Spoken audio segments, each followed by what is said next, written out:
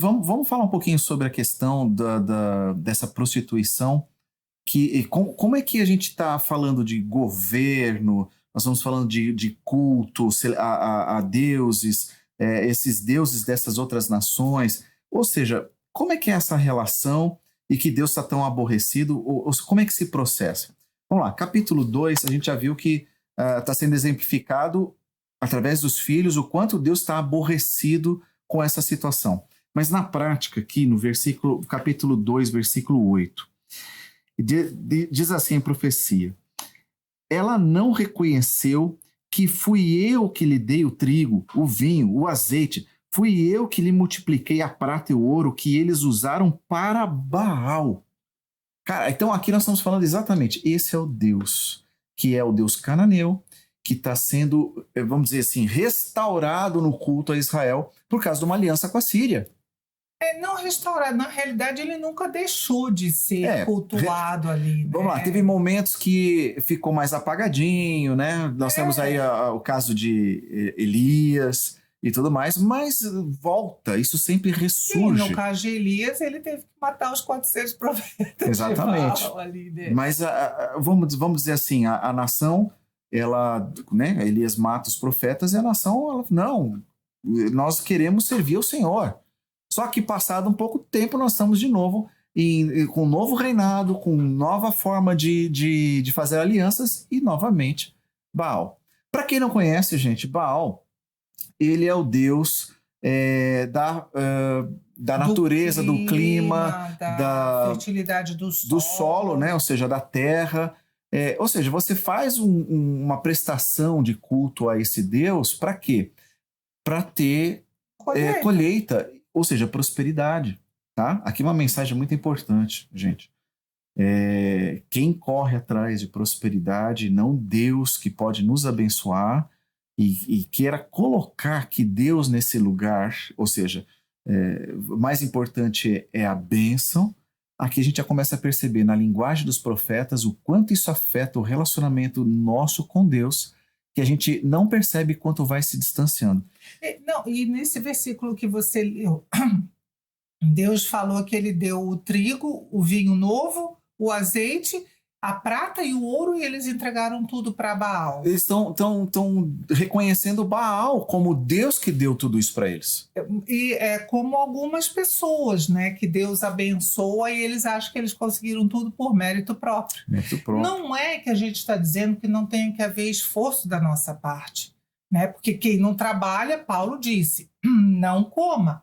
Mas a gente não pode atribuir a nossa inteligência porque, gente, vamos lá, a vida humana é frágil, o clima pode mudar, a sua casa pode pegar fogo. Exatamente. Enfim, nós não temos controle. Nós não temos controle sobre as circunstâncias. Então, se a gente está vivendo uma vida boa e abençoada, é por Deus, e a gente tem que reconhecer isso. E aí é interessante que nesse capítulo 2, Deus começa falando ainda a respeito de juízo, né? Apresentem as acusações, está no versículo 2, contra a mãe de vocês. Aí no versículo 5, sua mãe é uma prostituta indecente que engravidou de forma vergonhosa, que é uma base para dizer que realmente ou os 3 filhos não eram de Oséias, ou no mínimo o último não era de Oséias, né? Eram filhos de adultério. Embora Deus esteja trazendo tudo isso, a partir do versículo 9 ele começa a falar de bênção de novo.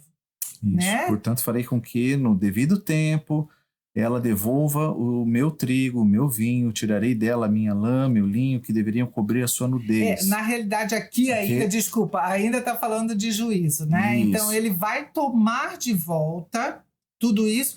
E nos versículos 11 e 12, Deus fala, eu vou acabar com as suas celebrações, com as suas festas de lua nova. O que eram as festas de lua nova? Era um dia de descanso, o primeiro dia do mês era o dia da lua nova, e era um dia de descanso e de culto. Deus está dizendo, eu vou acabar com os cultos de vocês, com os sábados, com todos os feriados, vou destruir as vinhas, mas a partir, sim, aí do 14, vem a palavra da bênção. Deixa eu só aproveitar aqui, porque o 13 e o 16 tem uma conexão, que eu quero que a gente não perca essa ideia aqui.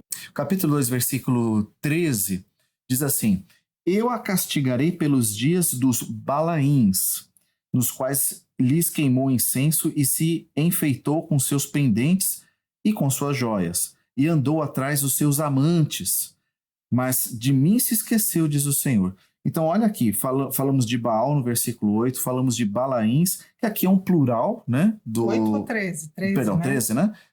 O plural de Baal é Balaim, e Baal tem um significado, né? A gente tem que entender o significado desse nome. Porque no versículo 16, diz: naquele dia, diz o Senhor, ela me chamará de meu marido e não me chamará mais de meu Baal.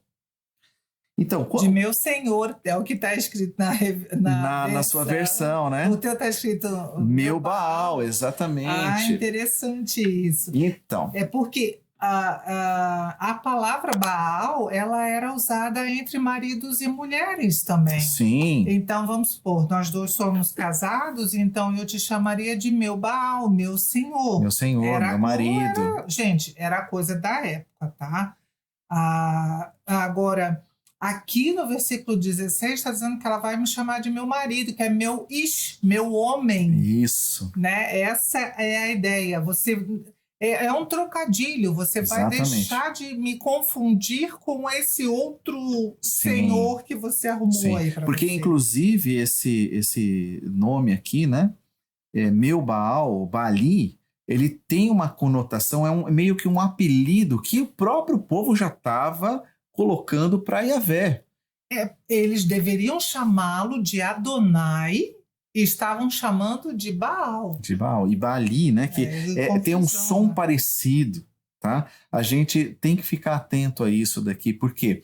Porque quando você vai fazendo o que a gente chama de sincretismo religioso, ou seja, você vai misturando as crenças, daqui a pouco o vocabulário que você usava para determinada crença, você já está misturando com outro vocabulário, confundindo as ideias, e a tua teologia, ela se forma através dessas experiências com outras coisas. O problema não é nem questão de vocabulário, Sim. É a confusão teológica que isso pode gerar. E o vocabulário, ele se torna exatamente essa marca de que há uma confusão tremenda. Eu já não sei mais o que é Deus, eu não sei mais o que é Baal. Sim. As duas coisas quase que parece se que é a mesma coisa. Mente, exatamente. Né? Então ele está falando, olha, vocês, no versículo 13, eu vou castigar pelos dias dos vários Baals que vocês tiveram, os Balaíns, né? Ou seja, o plural aqui, né? Você andou atrás dos seus amantes, tá? Então a gente tem que...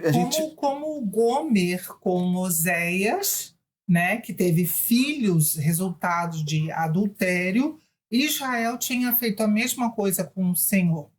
Voltando a repetir, né? São alianças políticas religiosas.